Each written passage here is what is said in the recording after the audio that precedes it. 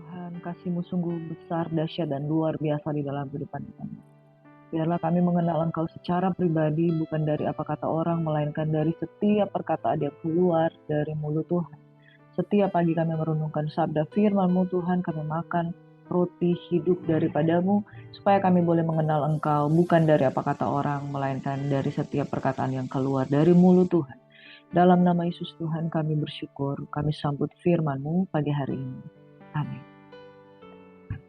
Shalom, selamat pagi sahabat GCC yang diberkati oleh Tuhan Yesus Kristus. Kiranya kasih setia Tuhan selalu menyertai kehidupan kita pada pagi hari ini.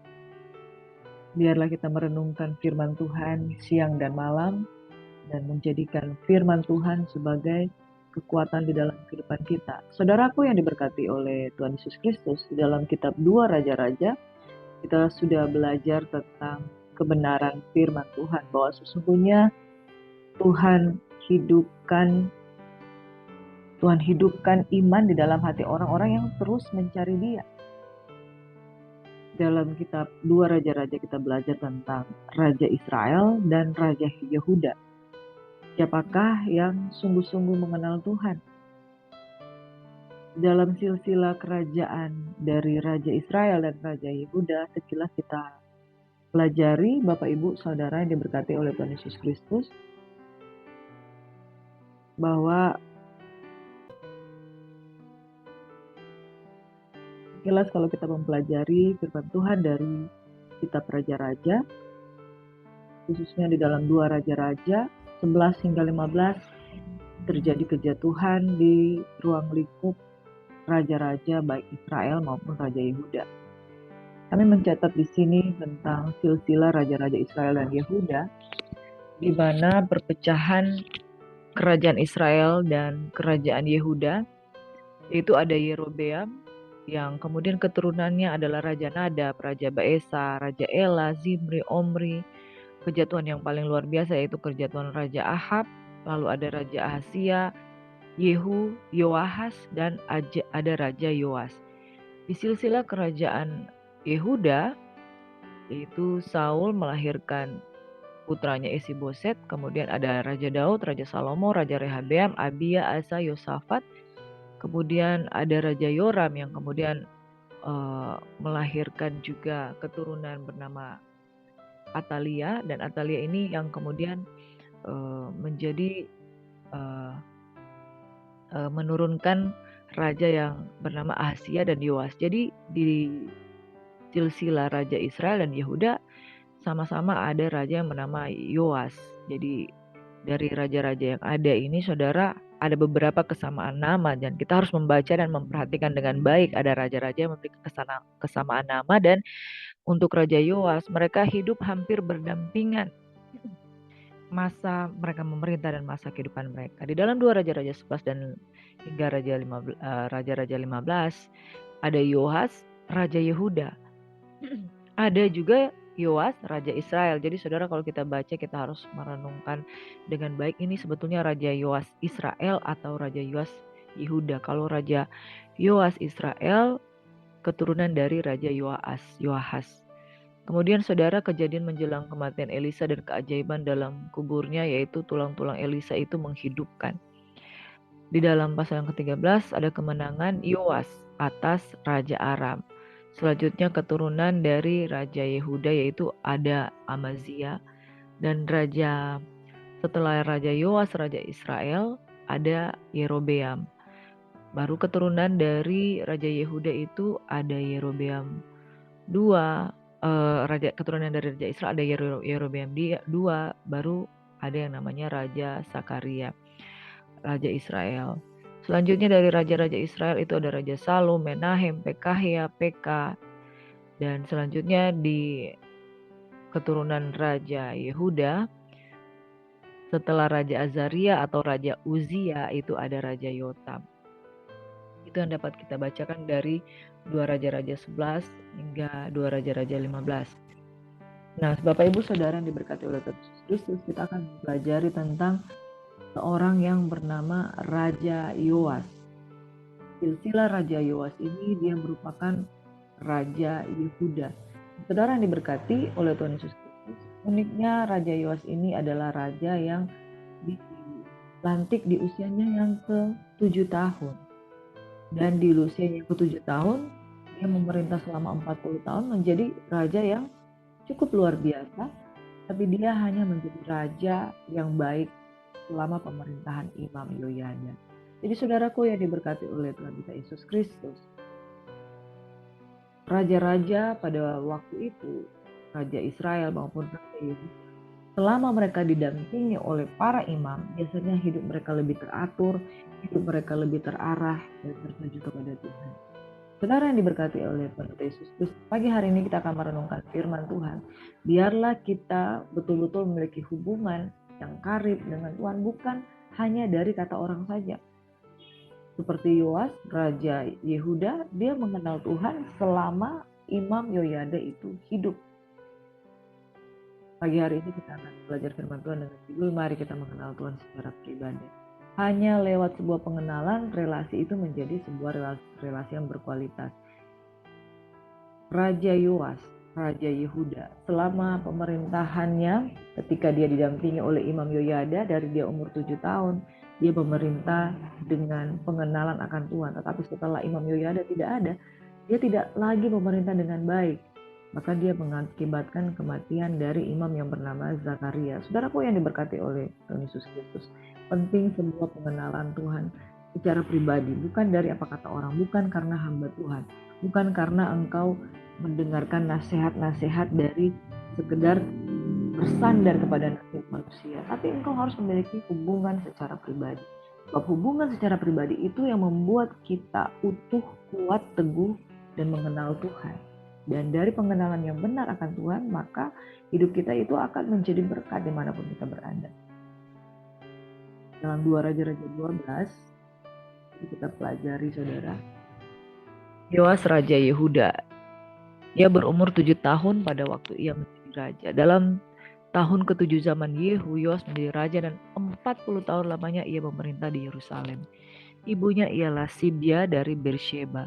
Yoas melakukan apa yang benar di mata Tuhan seumur hidupnya selama Imam Yoyada mengajar dia. Garis bawahi saudara di dalam ayat yang kedua, dia melakukan apa yang benar di mata Tuhan seumur hidupnya selama Imam Yoyada mengajar dia. Artinya dia melakukan kebenaran hanya karena ada yang menuntun dia.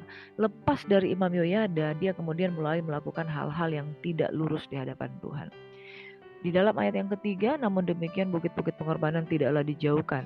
Bangsa itu masih mempersembahkan dan membakar korban di bukit-bukit itu. Berkatalah Yoas kepada para imam, segala uang yang dibawa ke dalam rumah Tuhan sebagai persembahan kudus, yakni uang masuk untuk pencatatan jiwa, uang tebusan jiwa menurut penilaian yang berlaku untuk seseorang dari segala uang yang dibawa ke dalam rumah Tuhan, karena dorongan hati seseorang, baiklah para imam sendiri menerimanya masing-masing dari kenalannya dan memakainya untuk memperbaiki yang rusak pada rumah itu, di mana saja terdapat kerusakan. Tapi dalam tahun ke-23 zaman Raja Yoas, pada para imam belum juga memperbaiki kerusakan rumah itu. Sebab itu raja memanggil Imam Yoyada dan imam lain serta berkata kepada mereka, "Mengapa kamu tidak perbaiki kerusakan rumah itu? Maka sekarang tidak boleh lagi kamu menerima uang dari kenalan-kenalanmu, tapi serahkanlah itu untuk memperbaiki kerusakan rumah itu." Lalu setujulah para imam itu untuk tidak menerima uang dari rakyat, tetapi mereka pun tidak usah lagi memperbaiki kerusakan rumah itu. Kemudian Imam Yoyada mengambil sebuah peti, membuat lubang pada tutupnya dan menaruhnya di samping mezbah. Di sebelah kanan apabila orang masuk ke rumah Tuhan, maka para imam menjaga pintu rumah, menaruhnya ke dalam segala uang yang dibawa orang ke dalam rumah Tuhan. Saudara diberkati, pada zaman pemerintahan Raja Yoas terjadi pembaharuan dan mereka kembali membangun rumah Tuhan di masa pemerintahan Raja Yoas. Tetapi setelah Imam Yoyada tidak ada, dia mulai melakukan hal-hal yang merusak dan kemudian dia membunuh imam yang sesudah itu, yaitu Imam Zakaria. Kalau di dalam 2 Raja-Raja 13 kita baca di sini ada seorang yang bernama Yoas tapi Raja Israel. Jadi kita harus bedakan ada Yoas Raja Yehuda dan ada Yoas Raja Israel. Dalam tahun ke-37 zaman Yoas Raja Yehuda, Yoas anak Yoahas menjadi raja atas Israel di Samaria. Ia memerintah 16 tahun lamanya. Ia melakukan apa yang jahat di mata Tuhan. Jadi Yoas Raja Yehuda memerintah 40 tahun. Yoas Raja Israel selama 16 tahun. Mereka adalah dua pribadi yang berbeda. Yoas Raja Israel melakukan apa yang jahat di mata Tuhan. Ia tidak menjauh dari segala dosa yang disuruh Yerobeam bin Nebat dilakukan orang Israel, tapi terus hidup dalam dosa itu. Selebihnya dari riwayat Yoas, dari segala yang dilakukan dan kepahlawannya, bagaimana ia berperang melawan Amasya Raja Yehuda, bukankah semuanya itu tertulis dalam kitab sejarah Raja-Raja Israel? Setelah Yoas mendapat perhentian bersama-sama dengan nenek moyangnya, maka duduklah Yerobeam di atas tahta ayahnya. Dan Yoas dikuburkan di Samaria di samping Raja Israel. Jadi kedua raja ini adalah dua pribadi yang berbeda. Yang satu memerintah 40 tahun, yang satu memerintah selama 16 tahun. Saudara diberkati. Itu sekilas kita baca riwayat tentang Yoas. Kesimpulannya yang kita bacakan bahwa Yoas itu sering juga Yoas bin Ahazia karena dia keturunan dari Raja Asia. Dia adalah raja ke-8 kerajaan Yehuda. Nah, saudara, dia memerintah selama 40 tahun, itu sekitar 836 sebelum Masehi. Dia juga adalah anak dari Azia dan istrinya Tidia dari Bersheba. Pada zamannya ada 3 raja dari Israel yang memerintah. Jadi selama 40 tahun itu ada 3 raja Israel yang bergantian mereka hidup. Yehu, Yoahas, dan Yoas, yaitu raja Israel yang kita bacakan tadi. Dan ada pemerintahan Raja Aram, itu Raja Hazael, dan Salmaneser III, Raja Asyur. Itulah zaman di mana Yoas bin Ahazia itu hidup. Yoas itu dianggap seseorang yang diberi penilaian bahwa dia itu hidup benar, saudara. Dia melakukan apa yang benar di hadapan Tuhan. Dia melakukan apa yang benar di hadapan Tuhan mulai dari umur 7 tahun. Dia diselamatkan dari aksi pembunuhan terhadap seluruh keluarga keturunan Daud karena dia dikejar-kejar untuk dibunuh. Tapi dia diselamatkan oleh Imam Yoyada. Nah, di bawah kepedulian Imam besar Yoyada, Yoas itu memperbaiki perjanjian dengan Tuhan dan membasmi penyembahan berhala yaitu Baal. Dia dipaksa untuk menyerahkan banyak persembahan bait Allah kepada penguasa Asyur atau Syria. Kemudian dibunuh oleh persekongkolan keluarga. Kalau dibaca di dalam kitab Tawarik, Yoas melakukan hal-hal yang baik selama Yoyada hidup. Dan begitu Yoyada meninggal, dia seperti kehilangan arah, dia murtad. Kemudian kemurtadannya itu membuat dia mendapat penghukuman, bahkan bukan cuma dia yang mendapat hukuman, kerajaan Yehuda juga mendapat penghukuman.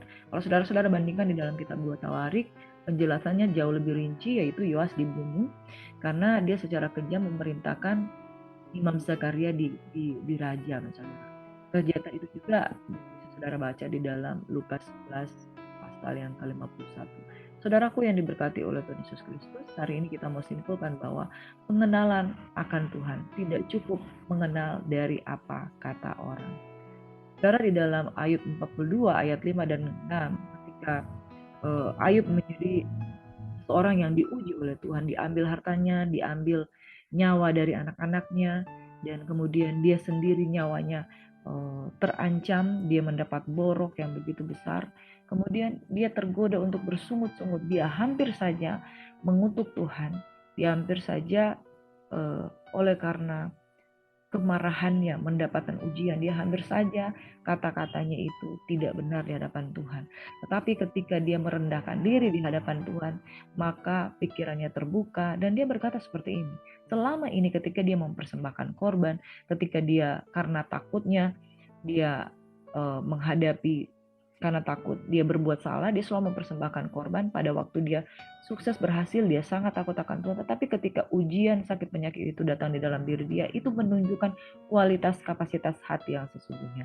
Saudaraku yang diberkati oleh Tuhan Yesus Kristus, mungkin Pak, kalau segala suatu kehidupan kita dalam keadaan aman, baik-baik saja, harta kita ada, kebutuhan kita terpenuhi, segala sesuatu yang kita butuhkan ada, kita mungkin akan di hadapan Tuhan itu akan terlihat baik-baik saja. Tetapi kondisi hati kita yang sesungguhnya itu akan nyata kelihatan kalau kita diuji dengan masalah di dalam kehidupan kita. Itu sebabnya Ayub berkata seperti ini, hanya dari kata orang saja aku mendengar tentang engkau. Tapi sekarang ketika aku diuji dengan masalah, ketika aku diuji dengan kehilangan segala sesuatu, aku sendiri memandang Engkau dari ujian yang aku alami, hati kita ini kelihatan jelas apakah kita mengasihi Tuhan atau hanya lip service saja kita menyembah dan melayani Tuhan. Maka Ayub bertobat dan berkata, oleh sebab itu aku mencabut perkataanku dan dengan menyesal aku duduk dalam debu dan abu. Demikian pula saudara, Raja Yoas selama dia dididik, dibesarkan oleh Imam Yoyada dengan ketetapan-ketetapan dan terarah kepada Tuhan, dia baik-baik saja. Tetapi ketika dia sendiri, kelihatan kapasitas dan kualitasnya apakah dia sungguh-sungguh mengenal Tuhan. Di dalam Hosea 4 ayat 6 juga firman Tuhan berkata seperti ini. My people are destroyed for lack of knowledge. Atau umatku binasa karena tidak mengenal Allah, karena kurangnya pengenalan akan Tuhan. Aku juga akan menolak engkau menjadi imamku, karena engkau yang melupakan perjanjian dengan Tuhan. Aku juga akan melupakan anak-anakku. Saudara, Hosea 4 ayat 6 berkata umatku binasa karena tidak mengenal Allah.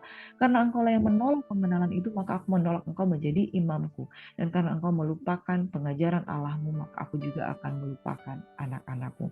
Di dalam perjanjian lama, saudara, pengurapan raja dengan pengurapan imam adalah pengurapan yang berbeda. Tetapi di perjanjian baru, imamat yang rajani, pengurapan imam sekaligus pengurapan raja, seseorang yang diberikan hak waris dari Allah, seseorang yang mendapatkan hak waris sebagai anak-anak kerajaan, mereka juga mendapatkan urapan sebagai imam.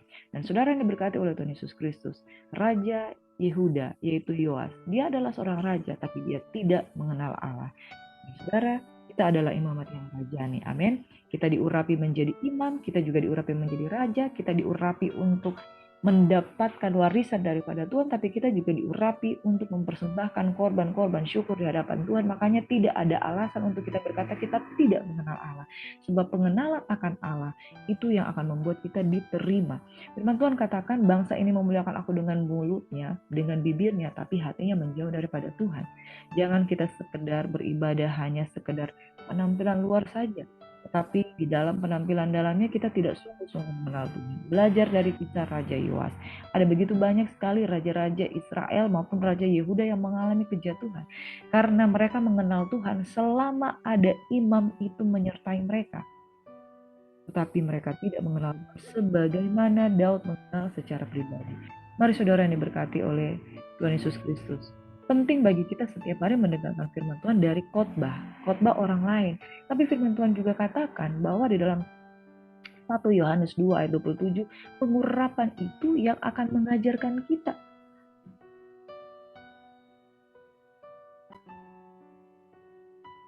1 Yohanes 2 ayat 27 berkata begini, sebab di dalam diri kamu tetap ada pengurapan yang telah kamu terima daripadanya. Karena itu tidak perlu kamu diajar oleh orang lain. Penting bagi kita untuk mendengarkan firman Tuhan, penyampaian, pengupasan kabar firman Tuhan yang ditafsirkan oleh orang-orang yang jauh lebih fokus untuk belajar tentang itu. Tapi saudara, pengenalan itu bukan hanya dari apa kata orang, tetapi secara pribadi, apakah setelah kita mendengarkan pengajaran dari orang lain, kita sungguh-sungguh mengenal Tuhan. Pagi hari ini belajar dari Yoas, ketika dia dididik oleh Imam Yoyada, dia melakukan apa yang benar. Tapi setelah Imam Yoyada tidak ada, dia melakukan hal-hal yang merusak. Mari saudara, kebenaran firman Tuhan pada pagi hari ini mengingatkan kita, kalau kita punya relationship dengan Tuhan, kalau kita mengenal dia lewat sebuah hubungan, lewat sebuah relationship, maka hubungan itu akan menjadi sebuah hubungan berkualitas.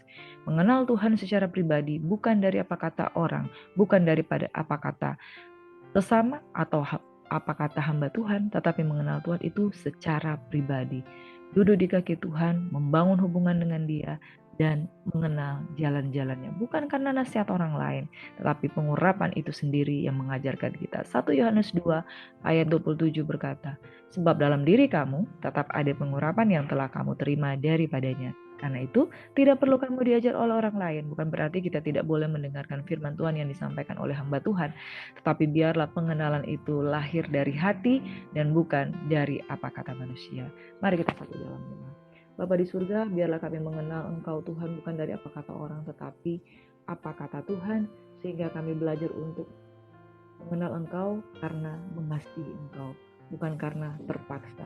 Seseorang yang mengasihi Tuhan, dia akan melakukan segala ketetapannya dengan cinta. Sama seperti Daud berkata, bahwa aku tertindas itu baik supaya aku belajar ketetapan-ketetapan Tuhan. Firman Tuhan adalah pelita bagi kakiku dan terang bagi jalanku. Dan firman Tuhan itu yang ketika kami punya hubungan dengan Tuhan, yang kami belajar bukanlah sebuah paksaan, tetapi merupakan sebuah kesukaan bagi kami. Tauratmu merupakan kesukaan bagi kami karena kami belajar tentang Engkau, mengenal Engkau secara pribadi. Mengenalmu secara pribadi Tuhan membuat kami kuat, teguh, dan berpegang pada ketetapan-Mu dan kami tidak dapat digoyahkan oleh apapun. Terima kasih Bapa di surga, kami mau mengenal Engkau lebih dalam lagi, kami mau mengasihi Engkau lebih dalam lagi, supaya pengenalan akan Tuhan membuat hati kami tertuju kepadamu dan tidak berpaling daripadamu. Dalam nama Yesus kami berdoa dan mengucap syukur. Haleluya. Amin. Shalom, selamat pagi, sahabat GCC. Sambut berkat Tuhan pagi hari ini dengan ucapan syukur. Amin. God bless you. Shalom.